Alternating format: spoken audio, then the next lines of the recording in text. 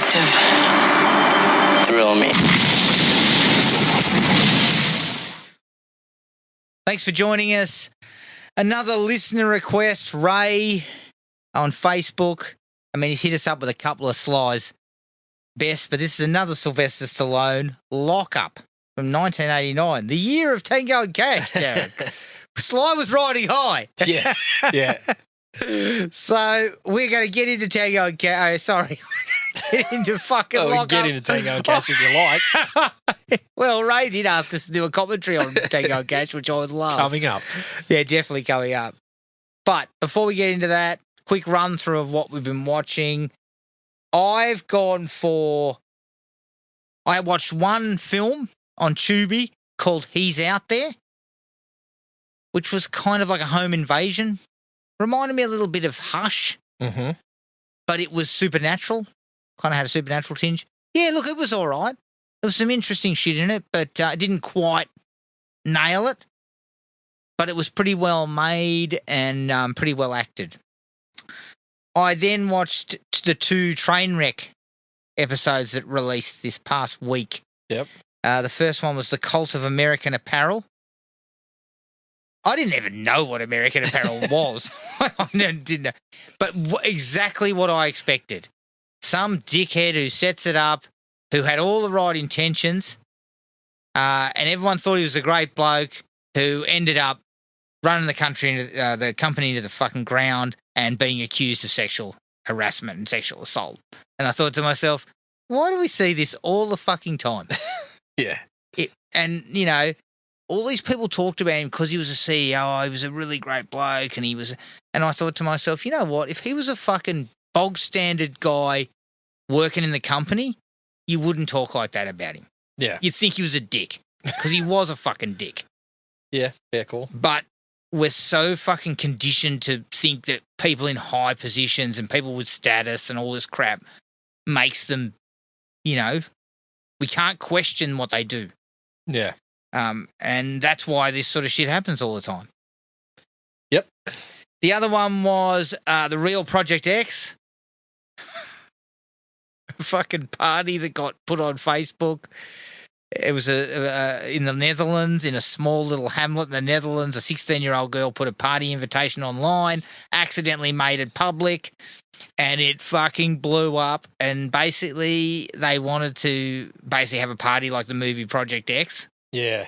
And they fucking wrecked the joint. Of course. Of course, they fucking wrecked the place. And social media for the win again. Yeah, for the win. And the town and the board and the mayor of the town stupidly thought they had it under control with like 10 coppers. Fucking hell. There was like 50,000 people there. It got fucking ugly. It got ugly. Yeah, it got pretty ugly. Yeah. Look, it was not one of the better ones. There's a couple others coming up that I'm interested in. It's on the scale of Poop Cruise and everything else. Oh, yeah. It's Poop Cruise, and then we get down lower. This is a low end. Yeah. But that was it for me. Perfect. Well, I kicked off with a real good time. I watched Henry, Portrait of a Serial Killer. Oh, dear. That's a fucking ugly time. Yeah. Good movie. Look, incredibly impactful because it just kind of watches. Yeah. It just kind of puts you in these places and it's just sort of looking and just watching. You know, I wouldn't even call it a horror movie. No. When people put it in the horror basket. It's more of a dramatic kind of piece. Yeah. And incredibly impactful and scary because of the connection to real stuff and the way that it's shot plays into that, really. So yes, very ugly. Yeah, it was quite good, but difficult to watch in some aspects. Jurassic World Rebirth. Oh, I checked that out.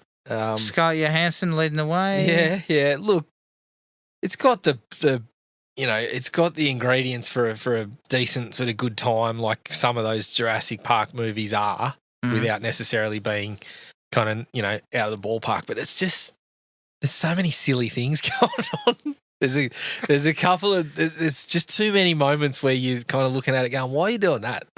Fuck. And there's a collection of characters that I just could not get on board with. One in particular who's an absolute ball bag, but has this kind of redemption angle that's just so fucking shallow It's quite amusing in that. But is it time to put the Jurassic Park series just on ice for a bit?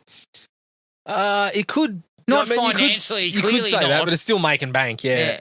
I actually there was a couple of parts that I enjoyed that more played into just scares. There was a couple of cool parts to do with the big dinosaur that was sort of revealing certain aspects of it, and some adventure-y sort of parts to the movie that worked. So it wasn't just a shit show, but it's got a plethora of problems. Well, I'll tell you one thing that because I am actually interested in seeing this one, partially because we've put a female in the lead, in the heroic lead angle, and I just want to see how that plays. Yeah, look, Scarlett Johansson is perfectly fine. Yeah, it's just it's not a strong story, and you're just constantly thinking, you guys are experts. What the fuck are you doing? So leave the fucking joint alone. Yeah, that hurts. Why? Just leave the place alone. I watched Parents. Oh, is that the one with Randy Quaid? Yes. Right, it's about starfuckers, isn't it? Well, Randy Quaid acting normal compared to his real life persona, seemingly. And when I say normal, a cannibalistic father. Yeah. I really liked the direction of it. Yeah. And it's super stylish. Like like setting it kind of. I can't remember exactly where it's set, but it's got like a period tone of like 60s kind of 50s, 60s sort of vibe, which is pretty cool. But I just didn't get fully on board with the story side of things. Mm-hmm. But yeah, it was an interesting little watch. I watched Waxwork. Is that the one? Yeah, Anthony Hickox? Yes. Yes, that's not bad. Yeah, not too bad. And it's cool in that it's kind of playing these little. I mean, it's the story kind of plays out through these little vignettes that are related to the waxworks that they're looking at, which is interesting, and it's got a you get a dose of sort of Evil Dead like Army of Darkness tone, which I've heard ramps up in the second one, but I believe the second one's a time traveling one. Yeah. So it wasn't bad. Didn't mind that. I watched Heads of State.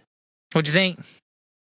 Cena? Look, it's Range? not bad. It's not bad. No, Cena's just falling into the rock trap at the moment. I think of just look, I love the man, but he's just he's he hasn't found. He's falling into a lane that maybe I would like him to kind of stretch out of a little bit. Like he's just kind of this. He's kind of playing sort of action comedy. Stuff. Yeah, and him and Idris Elba have a pretty decent rapport. Yeah. And it was entertaining enough, but it's very predictable in certain aspects, as you probably know. Yeah, I would have liked more comedy. Just if you're going to go that direction with those two, let them fucking go silly, and because the action stuff wasn't necessarily doing it for me. Yeah, but yeah, I didn't mind it. Reasonably enjoyable. I finally opened Apple TV Plus. Fuck! I watched 2 of their originals. I watched The Gorge. What was that like? I heard it was a bit up and down. Yeah, it starts off, it gathers your interest for quite a while. I'd say the first 45 minutes, you're probably sitting there going, what is going on here? And there's enough between the two leads to kind of keep you somewhat interested. But then when we get into what's actually happening, it's just sort of, it's not super interesting. Mm. And it loses part of that sort of thing where they're developing this relationship in an unusual way. Mm. So it wasn't great. I watched Fountain of Youth, which was the John Krasinski, Natalie Portman, sort of it's very indie, sort of Uncharted, Tomb Raider sort of vibe. Some of that stuff is actually the strength. They go to some parts, involving like a sunken ship and a library and this sort of thing, and those sort of things are okay, but it's pretty predictable, and it's not super interesting. It's not really getting the pulse pumping too much outside those bits. Tell you who's really good is Isa Gonzalez. Oh, yeah? I can't remember if that's how you pronounce it, but she's awesome. Mm-hmm. And Domhnall Gleeson has a very small part, but has a couple of quite amusing scenes with a young fella in there. But yeah, unfortunately, it's a bit predictable. The scale of it looks all right. They've obviously put a bit of cash into getting it. I'll tell you my biggest problem, though. I think Portman's okay, but Krasinski is just... Is he meant to be like indie? Yes. Oh, no. And he's like He's No. like supposed to be the lovable rogue. No. But you know how there's this sort of groundswell online of that you rewatch The Office and Jim's actually an asshole? Yeah. I see it when I watch this movie. I'm just like, you're not a lovable rogue. You're a fucking prick, and stop being that. Like, but there's no. So you got to hitch your wagon to that, which is the big downer for me. I couldn't get on board with it. I just kept. Yeah, I can't see him in that role. He just did multiple things where it's like supposed to be that lovable rogue, but what he's doing to people, it's like, just stop it. Yeah. So, I can't get on board him in that type of role. no, I just couldn't do it. I couldn't do it. So that Natalie was a bit Portman, of a what are downer. you doing? Paycheck. I mean, Paycheck. Natalie, you make very few films. Don't make shit like this. Well, you maximise you know, if you could get $3 million Well, for a day I guess in she the says, Stallone sort of style. She says to herself, "Fuck, I've got nothing on." Yeah, what would Sly do? Yeah, what would Sly do? That's right. He'd take a fucking $3 million paycheck for a day's work, and then he'd give you 12 hours. Yeah, yeah, He'd give you 8. yeah. Sly tells you I'm here 9 to 4. Sorry. Yeah, it's 9 to 4, but it's a 2-hour lunch. Yeah, I got to take calls. I haven't got time for you. I've got to make sure I can see all the extras and make fun of the appropriate situations where I can. And an hour off to make fun of people. Yeah, extra. Yeah. So that was there. I also watched a bit of Creature Commandos. Obviously, checked out Superman a couple of times. So I watched some Creature Commandos to lead up to that, which was a bit of fun. Yep. That's very much in keeping with what you would expect from that James Gunn sort of thing. Yep. It's another group, so if you know what to expect from something like Guardians of the Galaxy, you know what to expect from this. Okay. So yeah, it wasn't too bad. Okay. And that's everything. That's me. All right. Let's head down to the penitentiary. Here's the trailer for 1989's Lock Up. Frank Leone has a lot of friends. What'd you bring me? Hey, here you go. I thought you were gonna bring me a girl. With only 6 months to go on a minimum security sentence, On your feet. Where are we going? someone from his past Jungle? welcome to Gateway, Leone wants to take his future away. You won't break me. Stallone. Lock Up. Rated R.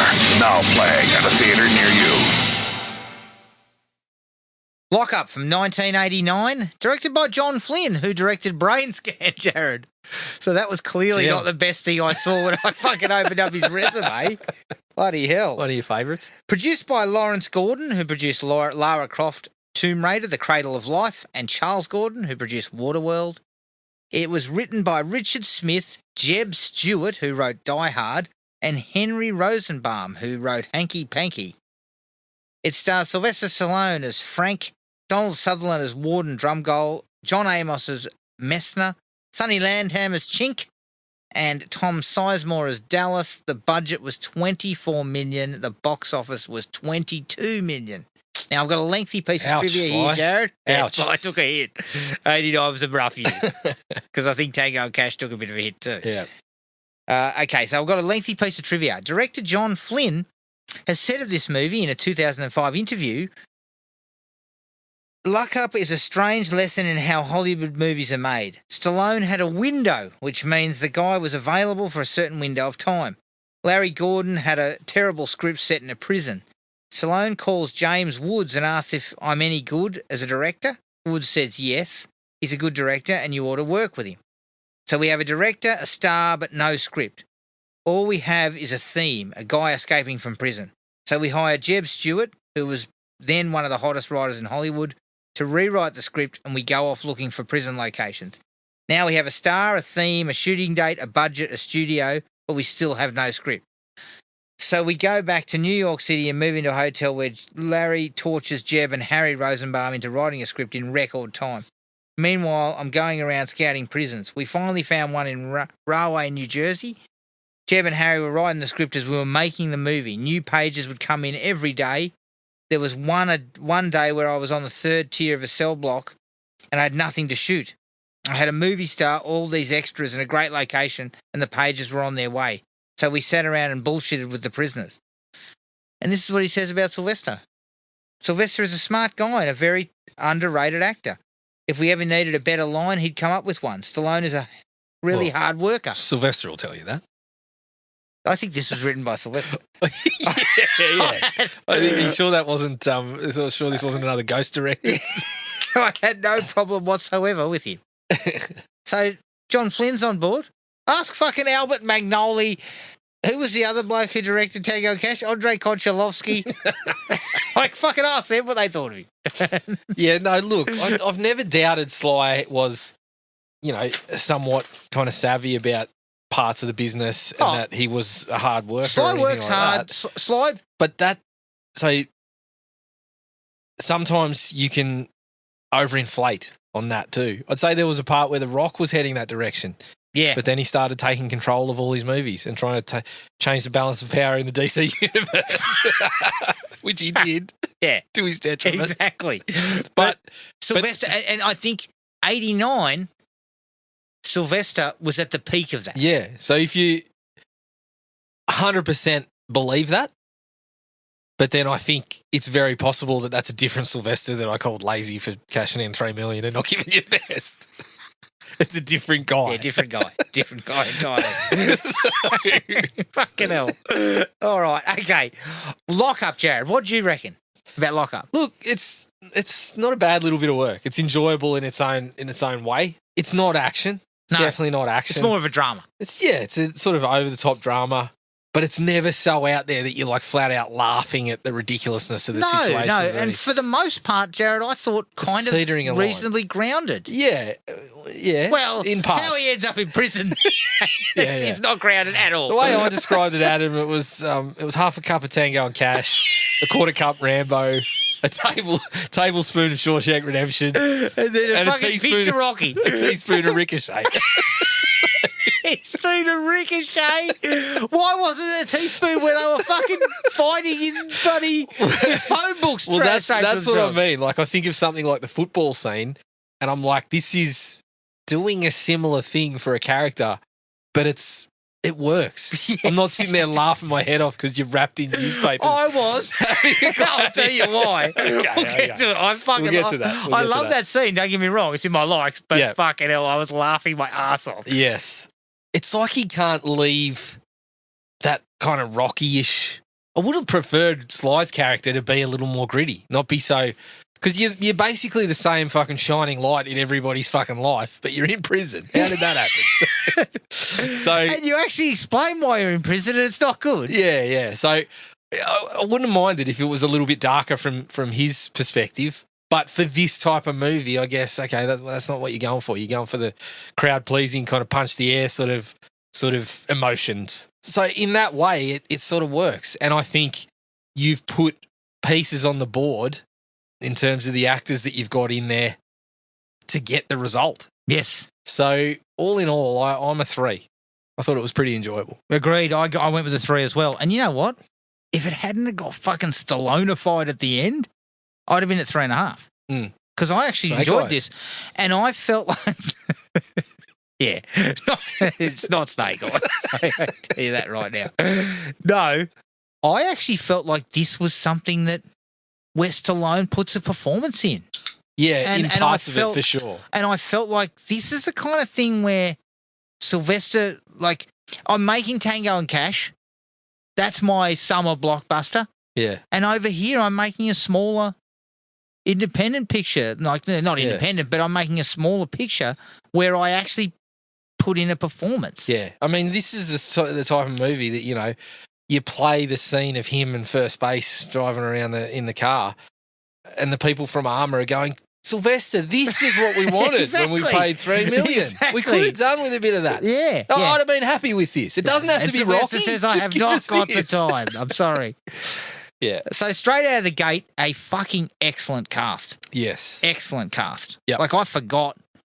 I thought it was just Stallone and Donald Sutherland, but then you dig into the cast and it's excellent. fucking excellent. Yeah. We've got Stallone, we've got Donald Sutherland, we've got John Amos, who is fucking fantastic. I love that bloke. I love that guy. Like, very underrated. He is super underrated, did some fantastic performances.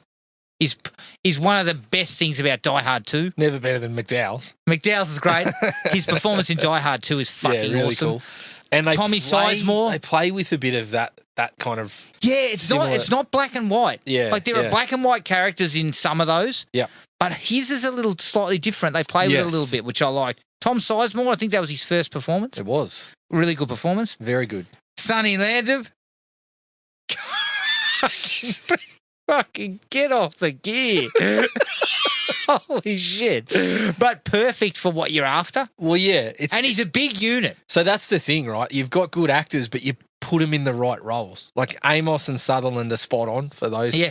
like Sutherland Donald, is seriously in it for maybe 15 minutes. yeah. And if you're looking for like the cartoonishly evil kind of villain, Donald pulls a face, and that's done. Yeah, yeah. It's Like he's got that face where if that's what you require, Yeah. he give him one glance at the camera Yeah, with pursed it's lips, and you're it's like, you evil bastard. Yeah. I swear you were fucking rolling your mustache Yeah, fucking 2 it's minutes the ago. devil You incarnate. mongrel. So yeah. He's perfectly pitched, and he's Yes. not in it too much. Same goes for someone like Sonny Landham. Yeah. Like, if you, no disrespect to Sonny, but I mean, you put him in that role and you buy it. Yeah, exactly. He looks like some bloke that had fucking. I mean, from the stories from the set of Predator, you did have to watch yourself around Sonny.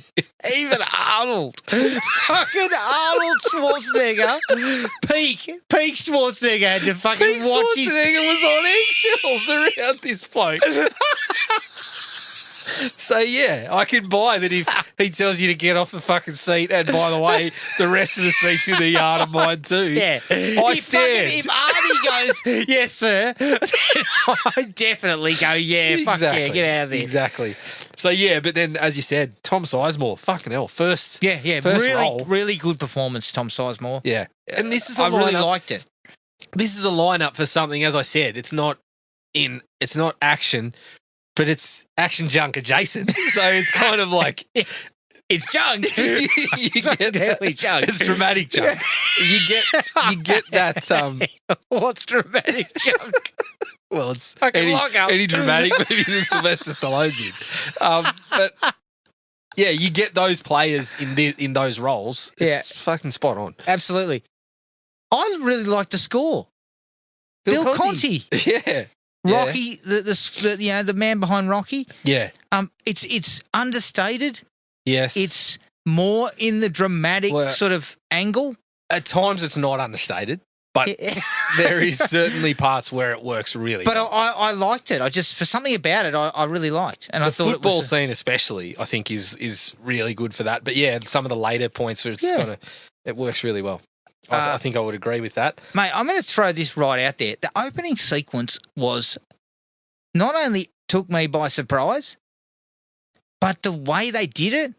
And again, the score comes in, those light touches, Sly's, catching up with the girlfriend, reminiscing about the family, Yeah. going and teaching the kids how to play football. And I'm thinking, okay, this is where he has whatever fucking incident occurred to put him in prison. Yeah, yeah.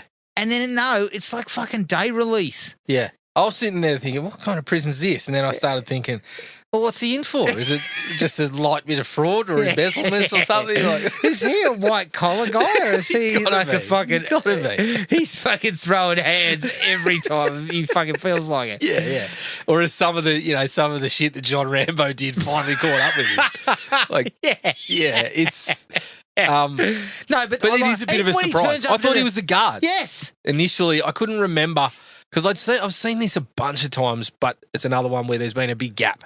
Yeah. Like I saw it a lot in that kind of 1990 to 2000 kind of period, but it's been quite some time. So You I'd loved Lock Up. forgotten. I loved Lock Up. Well, there's another one that was on. They used to play it on fucking Channel 10 all the time. I think. Yeah. So yeah, I thought he was a guard, and then maybe Yes. something happens in the prison, and then he ends up in the fucking that's what I was thinking. I was like, have I forgotten he's one of the prison guards who ends up in the population? But that wasn't it. No. He was on day release. He wasn't far off getting out, and then Yeah. you know, Don't come to him with any fucking newspapers ready to throw down because he's going to say, I've only got 3 weeks left. yeah. I But can't do Johnny that Lithgow says, "Fucking get your shit on it, let's go." Yeah. But so I like that. I really like that. It was kind of different, too, Jared. It was a different way to do that. Yeah. So I think that was kind of a really, really, really cool Yeah, that's way a to tick. open. That's a very big tick. Tommy Sizemore's line when they're leaving the fucking mechanics shop and they're getting patted down. He's going, I've lost my keys. Help me look for them. He bends over in front of him. That was good. Fucking laugh my ass off. I am a child, but still. Yeah. Well, it's not as good. My favourite was Johnny Amos when they do the transfer. He's like, you got 2 rolls of toilet paper for a month. You lose them or someone steals them and you're wiping your ass with your shirt. That is outstanding. Yeah, it sounds like prison. And it's not prison sounds It sounds great. I didn't realise I was going on a cruise. I didn't realise I was on poop cruise. 2 toilet rolls for a month? Me. That's lasted me 3 to 4 days. Yeah. Tops. Sorry, excuse me, sir, I've actually used my toilet paper. But I'm sitting there rolling it around my hands. Then I'm like, I'm out 2 days in. Shit. Like, well, fuck, you better wash your shirt. Yeah, exactly. And also, it wasn't too far after that where Sutherland drops a line that I really liked where he's, and again, it's not necessarily the line, but it's the delivery as well from a guy like Sutherland when he's like, this is hell and I'm going to give you the guided tour. Yes, I like this that. guy's I like, like yeah, that. you piece of shit. Yeah. Now, I did like the storyline of him taking second base under his wing because it did 2 things for me. First base, isn't it? First base. Fuck, you're So stealing one The there. guy can't even get to second base. Fucking second base. Yeah, no. First base. I had some problems with it, which we'll get into, but yes, in theory. Well, it did 2 things for me. It showed that, it built that rapport Yes. and brought in some of the other characters into it as well. Yep. Yeah, you needed But that it little group also getting together. showed that Frank had done hard time before. Yes. So he But wasn't. had he? Yeah, he had. That's my big problem No, he with had it. because Drumgold had been the warden at another prison that he'd been in. So he'd done hard time. Yeah, but that was before he had an axe to grind. No, but what I That mean was when is, he used to give you 3 crap rolls a month. Yeah. He's like, you guys are fucking on easy street. You got 3 rolls. Don't eat it all at once. Like they're TPing each And other's it was fucking 2 ply. No. But, Jared, what I mean is he'd done harder time. He wasn't a guy who was getting day release who's then in that type of prison setting. Yes. And he can't handle it. Yep. Like, so what they did. I do have problems with that, but yes. They did was. I think it's. They didn't turn pretty Sly sound. into like that, this fucking rich kind of like privileged prick who's now into the worst possible prison you can have. Yeah. He knew his way around a little bit. He just was dealing with Drumgold's fucking, quite frankly, ridiculous and petty fucking vendettas. Yeah. But then also throwing in Drumgold had a few nasty blokes around. Yeah. To kind of make it difficult for him. Yep. So I kind of was happy. I was okay with that. The football game, though. I thought that was going to be the funniest thing about it, but it was fucking well done. Yeah. Yes. Like, again, it created the us and them. Yeah, It brought the mechanic bloke into it. But I also like how you got someone, he's still suffering from Drumgold's corruption in that Sonny Landham's character's got someone that's fucking, that's laying down on the block, shall we say, while Sly's getting. I mean, Sly's runs like a slug. You can't buy him as a running back. No. But it's, you're right. It sort of sets up, as you said, the us and them, but then. But it also Sly's gets people on his side Sly's too. heart wins a couple of people over, like the big fella. I mean, the number of fucking hits he took, his heart would have been in the end zone. Well, wasn't that one of the trivia points? Yeah, too, he got that bashed. were They really real, did belt They each were other. real inmates because some of the inmates were being paid as extras and stuff, and they kept fucking tackling him and shit. Yeah, So he almost broke his leg. That's it. yeah, so he gets his kind of first win and starts to turn some favour his way. Yes. But then Sonny Landham, bit of an arsehole sort of dick move at the end to really kind of put him back at the bottom of the pile. And But the swelling Bill Conti score over it too. Yes. And I'm in. Yeah, it felt rocky. Felt Rocky light. Yes. But it was well played. And Sonny Landham, this is where I was fucking laughing my ass off. He is going off through the entire game. Every time they cut to him, he's like, I'm going to fuck your mother. Jesus Christ, man. Take it easy. Yeah. God's sake. But it's the first quarter, Sonny. Just fucking settle down. Settle down, Conserve brother. energy, mate. Yeah. We've got a whole day of this shit. Yeah. But I was loving that. Loved it. Yeah, it was good. It's I liked the key moment in the film. Like, everyone it. remembers the probably football is. sequence. It probably Anyone is. who's watched Lock Up, which based on the box office is not many. You and I. wasn't many people. Well, Ray's clearly watched it, Yeah, Jared, yeah. and we wouldn't have heard about You it. got to rephrase that. Not everyone remembers. That a small section of film goers remember. The small pocket of sly aficionados. Remember the football sequence. Get it indeed. right. Get it right. Sorry. Although a little bit corny, the sequence, the montage of them putting the engine together, I was okay with it in the sense of we start to see more and more people come into it. Yes, into I the like montage. that as kind of like a thing for them to kind of bond over. Yeah, I did like that. Yeah. It's not overplayed either. Like, so they turn it into a montage. I mean, it was 1989. Sylvester was in love with montages back then. Yeah. So I guess what it does is it quickly shows that they have something to focus on, and everybody's sort of coming together. This little group of people that we've met early on are now coming together with Sly. Yes. And they like the bloke. Do they? Well, yeah, I don't know. Of course. But it also leads into that scene of Frank taking first for a little spin. Yeah. Which I really like. I think that's one of the dramatic moments that works for Sly, where I wasn't looking at him going, just fucking stop laying it on so thick, mate. Like, Not a trowel, mate, a fucking knife. Yeah, just slather lightly. It's like putting Vegemite on toast. Yes, don't exactly. Don't overdo it, Sylvester. It's in short bursts. You need a little bit of butter and then just scrape over the top. Scrape over a little bit. Leave fucking half a dozen crumbs in the Vegemite. That's my favourite fucking move. Who left these in here? Yeah, wasn't me. I don't know what you're talking about. I had peanut butter. No, I think it's that's one of the better moments of the movie. When they bash the car to shit in front of him, is also cool because it kind of then showcases that Drumgold has got you by the balls. Well, no matter what you do, no matter what light you get, like any good things, he takes them away. Symbolises their hope and their fucking their kind of connection and the fact that they're fucking not going to let him bring them down. And as you said, they fucking literally smashed the thing. Like, I thought it was cool. It had an emotional resonance because it's like they've worked hard to make something good in here and he's just fucking destroyed it. It did. And then we go full cartoon villain at the end too, where it's like, don't worry about him. Leone, whole 6 weeks.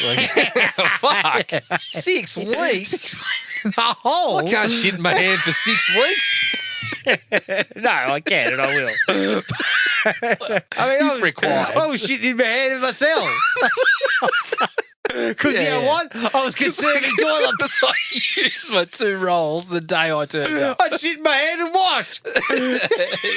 Jesus. I had the fucking prison oats for breakfast. And I went through a roll and a half before lunch. Yeah, that's the way to do it. Yeah. Now, the sequence, but we also see in that sequence too, though, we see a slight turning of John Amos. Yes. You can sort of see he's not comfortable with it. Yeah, because it started with the guy beneath him, Braden, is it? Yeah. It kind of starts with him and then Amos starts to slowly kind of shift. see. Yeah, starts to shift. Yeah. He's got... Fuck, this is getting way out of hand. Something going on with this bloke. Yeah. You can see that Amos is going, you know what, I'm probably going to be in here if this keeps up. But it wasn't the fact that you had to drag this bloke out of his crackers, in his crackers out of his cell at fucking 3 a.m. that kind of tipped you off. Oh, shit, this isn't going well. This is unusual. It's unusual. They treat this guy like shit. What's this all about? Yeah. The guards here seem to love him. What's going on? Yeah, I love that. I also like that line when they actually get him out of his solitary or whatever the fuck he was in, and then they start threatening him, and Amos fronts the other guards. Yeah. and says, what does he say to him? Get the hell out of my face before I shine my boots with your face, you fat sack of shit or something like that. I was like, yeah, okay. Yeah. I will get out of your face. Yeah, nice line. The death of first base was expected.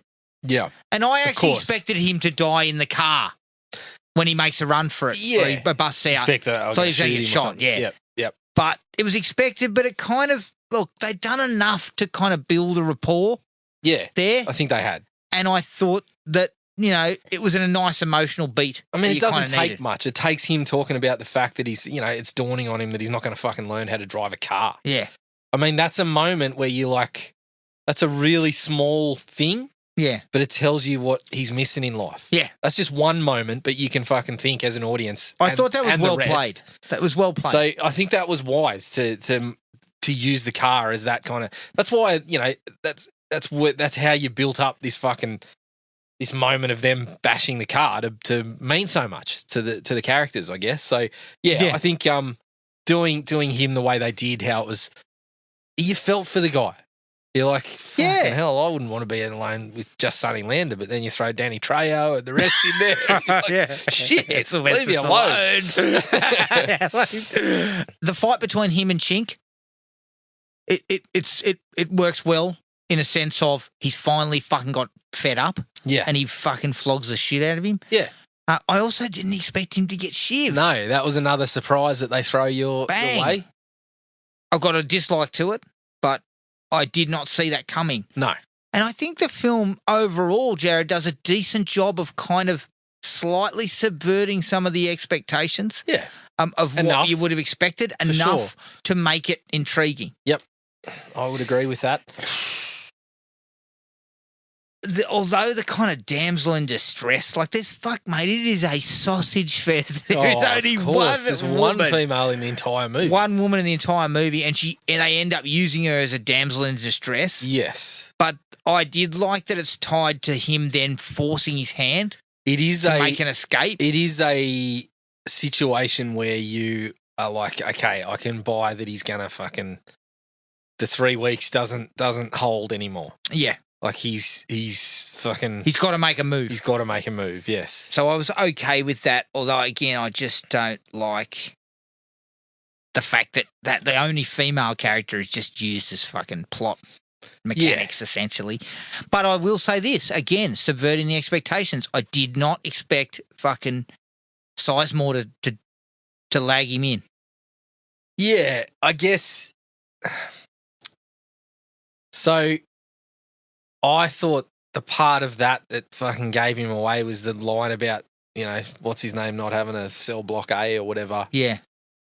It's kind of like, oh, fuck, well, what are you doing? Yeah. So the whole way I was kind of, but I think they'd probably done enough to sort of win you over. Yes. So it is still a little bit of a curvish, enough of a curvish ball. Yeah. And then that's one of the things that I did really remember. Once they got into that room, I was like, oh yeah, I fucking remember the big thing about, you're wrong, and him screaming, you're wrong, and doing. I'm like, that is actually a good moment too. That's pretty impactful. Yeah. And it's again, Tom Sizemore in his first fucking movie just does a fantastic job, really. Smashing it. The last thing for me is I like the fact that he, rather than escaping, he doubles back and grabs the warden. Yeah. Again, I did not necessarily see that coming. Yeah, but good move. Yeah, good move. Because I like, and this is, you said there was a few issues with the Stalloneification at the end. That probably fits in, but him putting the warden in a chair. Yeah. But I thought it was a good way to wrap it up. It was a good dramatic way to wrap it up. Well, it made sense in the fact that it had been that's how he introduced him into the prison. And you were expecting something to come of that, because otherwise there's no reason for him to wander into the fucking the electric chair. Yeah. So have a look at this. Check this out. What do you do with that? Oh, we just roast chickens on it these days. No, it's been fucking decommissioned, mate. Although I'm thinking of getting it back up and running for you.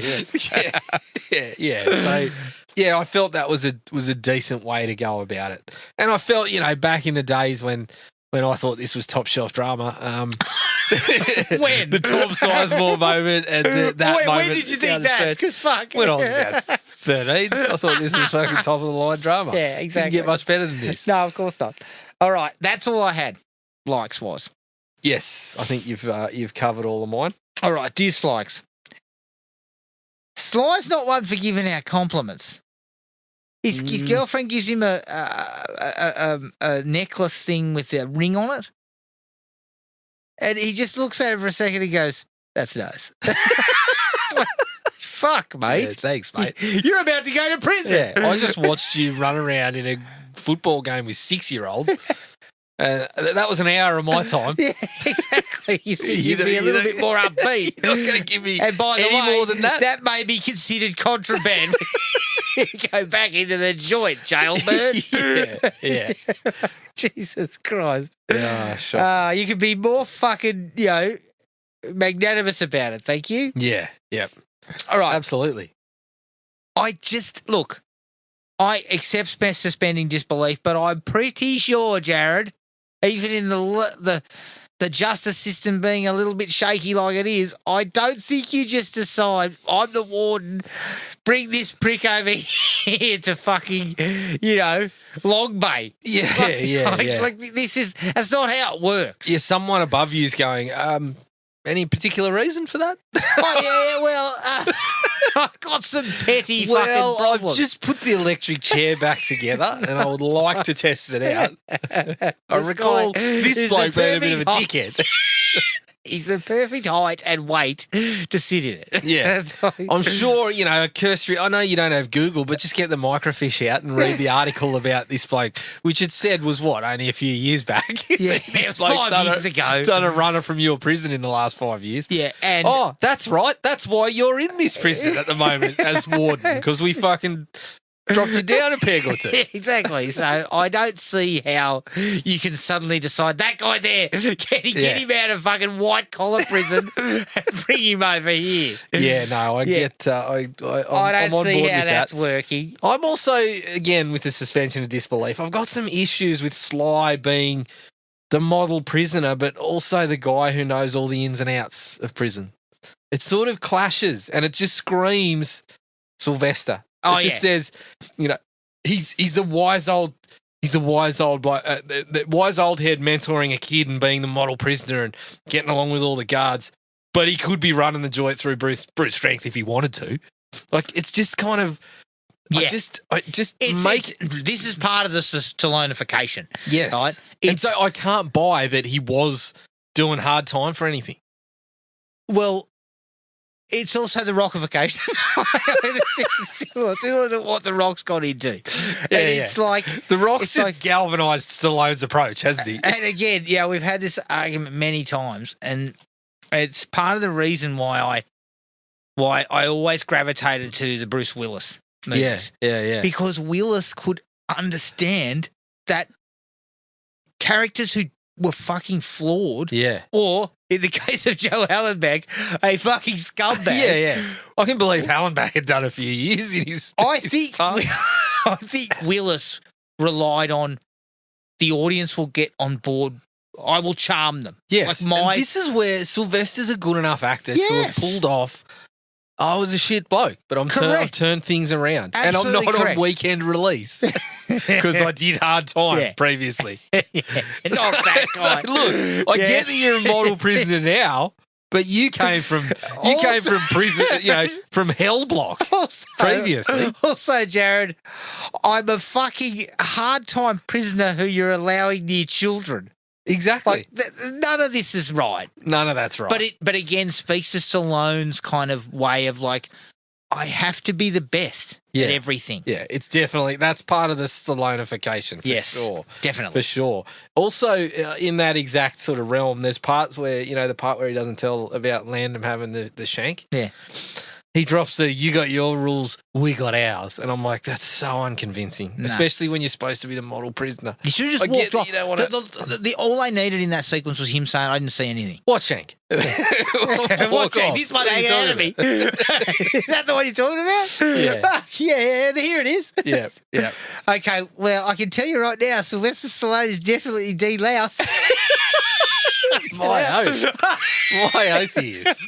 Nothing could live on He's him. not getting nits or lice ever again. Ever. Fucking hell, what was the point of that? All it was to make Donald Sutherland be an asshole, but it was like, if we already know he's an asshole. Yeah, we get it. We get it. And, the only thing they were trying to tie it to was he says to the guard, these prisoners can take more than you think. Yeah, I think it would have been far. Not when you have to hold your fucking breath and you're getting deloused with a chemical. I think it would have been far better with the old, where they used to throw someone in and then hose them down. Yeah. They should have done that. Fucking giant fucking hoses. That would be better. Do that instead. They couldn't do that because I think they do that in Tango and Cash, don't they? Where they get that's fucking all right. hosed down. Just use the same footage. Do it all over again. It's the same. Oh, bloke. no, it's in Rambo. Yeah. They do that. Yeah. Okay. What else do they do in Rambo? No wonder the bloke went stupid. He's fucking been treated like shit by everybody. I know. David Caruso was fucking even treated like shit. I can't believe that. NYPD's finest doing that sort of correct. engaging in that sort of behaviour. Now, the girlfriend character, unfortunately, is a nothing character. Yeah. It It's unfortunately the ultimate sausage fest, isn't it? Oh, yeah, fucking hell. But her character doesn't do much, and the only time we ever see her is when she's fucking remonstrating out in the hallway, out in the foyer, going, "Where the fuck is he?" Yeah, we see that 2 or 3 times. And the bloke's just like, "I'm not at liberty to tell you." Yeah, I'm not at liberty to tell you, but she's asking reasonable questions. Well, How he's did you in drag him fucking out in the prison. middle of the night and move him out of here? Yeah, exactly. I haven't seen him for a month. No, he's been in the hole. Oh, sorry, I'm not at liberty to talk about what's going on. Yeah. So it's just disappointing. Just don't shake his hand when he gets out. And by the way, you'll be fucking deloused as well because he has had so much delousing powder on him. Fucking hell, his skin's fucked. Yeah, you're going to lose a layer of skin when you touch him. Just be careful. So it's just disappointing. Look, it was the 80s. Yeah. And this kind of shit was happening all the time. Of course. Female characters were just being shunted Yep. for, hyper-masculine assholes. Yeah, yeah. So football sequence. Yeah. I did mention it briefly, but Sly playing running back. Yeah, no. I don't think Sylvester Stallone sort of fast twitch fiber sort of athlete. I haven't fucking accidentally mistaken him for Emmitt Smith. No, fuck no. I mean, I think Eclipse was moving quicker than he was. I reckon. But then he's dipping between running back and quarterback, isn't he? He's fucking playing everywhere. Tom Brady, he is not. Fuck me. It's pretty clear. Yeah. But again, it's the classic example of Yeah. they have to be in the key position. Just get him tight. Just shoot it a bit tighter so we can't see him actually moving through the space. But also, it was all... Speed the footage up. Do something. Do something. Yeah. All right. Okay, where are we here? They could have used more tension with him being shivved. Yeah. Like the next scene is him fucking sitting up in the hospital bed, in the infirmary. Where's my I'm jelly? like, so yeah. Where's my cup of jelly? No, there's fucking 10 The rest cups of of the food jelly was piled shit. up, and then there's 4 bowls of bog roll next to him. He fucking is. He is in fucking hog heaven there. Yeah. Yeah. I think. But they it basically don't even was mind just it for anything. Yeah, it basically was just done to get that moment with the guy in the wheelchair, which you could have probably done Another any way. other way. Yeah. Yeah. He's still going to be in a cell, isn't he? Yeah, but exactly. Yeah, no, I think. But it's just you're right there was no tangible sort of tension to yeah. it. I wanted Braden to come out and go, "Oh, fuck, there's that shiv that we were talking about. Oh, fuck, there it is. Get that out of him. It's in his back." Pull it out. Yeah. And this is my last one, is the Stalloneification of that back end. When he starts to make his play to escape, it's just full of Stallone pieces. In fact, for a second there, I thought I was watching Tango and Cash. I actually thought, fuck, have I put the wrong movie on? Everything from he's punching it on with guards down in the fucking bowels of the place. Yeah. He's I didn't mind that part. he's But then using he's on the fucking, roof. Yeah, but he's also using shit one-liners like rape this. Yeah. Was We just didn't need that part horrendous. of it. Yeah. Then he's up on the roof and not being shot by 1,000 people looking for him. No. And then, yes, I mean, if you're on the roof, it's more like Jim Carrey and fucking Me, Myself and Irene, is it? Can't hit a moving target. Hey, you're fucking the little short steps. It's not Sly poking his head out, grunting and Yeah. And although I appreciate the electric chair bit, it just again felt like the ending needed something to happen to Sly. I actually wanted Sutherland in the prison with him in the last fucking scene before he leaves or something like that. Sutherland's getting Sutherland's- raped in the butt. Well, Is that what you're hoping for? maybe not that. maybe Sutherland's begging for a bog roll from somebody. Or whatever. Sutherland did the cockroach race going, anybody, I'll put a fucking whatever on the line, just a roll. Just bet me a roll. No, I felt like Sly needed to sacrifice himself or something. If that's how it felt the film was going, that Sly was actually going to make a sacrifice or he was not going to get out. And you know the other thing about the He was electric going to chair? end up being put in for 10 more years. You know the other thing about the electric chair is textbook case of fucking confessing under duress. That's not holding up. Me, I wee myself and then say nothing. You need proof, Sylvester. Yes. And him saying... And in fact, you him killed saying- the fucking guy. Yeah, it's him saying your choice is say yes or you die. Textbook. Even in the 90s, that's being questioned. Not getting anywhere. So what I felt like was Sly was going to be back in for 10 years. Yeah, Like, I and it thought was he was going- I thought he was gonna be in for a longer stretch, but Sutherland was gonna be in the same prison. No, but what I was expecting... And they were gonna roll out Donald trussed up in Shackles. newspapers. yeah, And Don Lithgow comes out. put him one-on-one with Sylvester. So here's your chance. The reason what I was thinking was Stallone was going to think about it and decide he wasn't that sort of man. Yeah, and So then he was going to take cop his the extra fucking- time, Yeah, he was going to take it on the chin to feel good. but take Sutherland down. Yeah, Sutherland's out. Yeah. You know? Yeah. So it felt like the ending didn't fit the movie. Yeah, somewhat. I mean, it fit the Stallone-ified approach, for sure. And I'm not going to lie. It fits Stallone's warped fucking knowledge and And everything. I'm not going to lie, like it did, you know, the fucking caveman side of me was sitting there going, take that, when Donald was getting cuffs at the edge. Yeah. But You motherfucker. You're like, I was like, burn him to the ground. Exactly. Flame Exactly. on. Yeah, I was, the caveman in me was Flick also, the switch. the caveman in me was definitely doing that.